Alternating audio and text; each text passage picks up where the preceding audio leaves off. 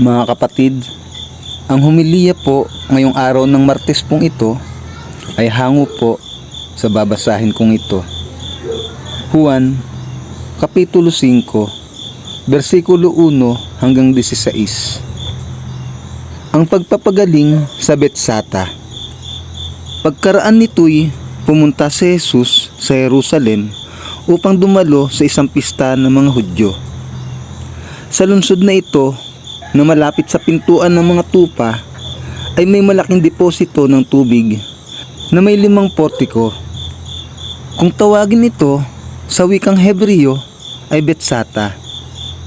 Nasa paligid nito ang maraming may sakit, mga bulag, mga pilay, at mga paralitiko. May isang lalaki doon na 38 taon nang may sakit.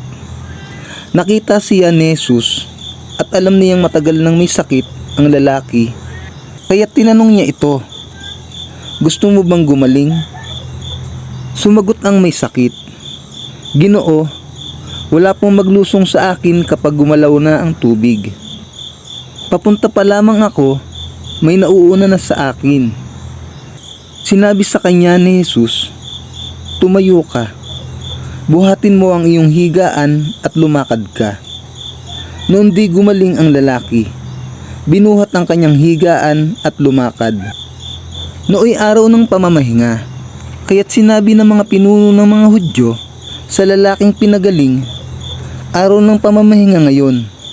Labag sa kautusan na dalhin mo ang iyong higaan." Ngunit sumagot siya, "Ang nagpagaling po sa akin ang nagsabing buhatin ko ang aking higaan at lumakad ako." At tinanong nila, "Sino ang nagsabi sa iyong buhatin mo ang iyong higaan at lumakad ka?"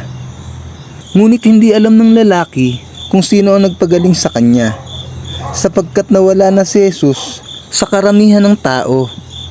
Pagkatapos nito, nakita ni Jesus sa loob ng templo ang lalaki at sinabihan itong, "Magaling ka na ngayon. Huwag ka nang gumawa ng kasalanan at baka masahol pa riyan ang mangyari sa iyo." Umalis ang lalaki at sinabi sa mga Hudyo na si Jesus ang nagpagaling sa kanya.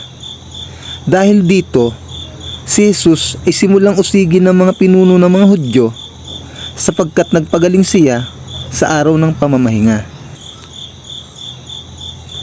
Ang mabuting balita ng Panginoon.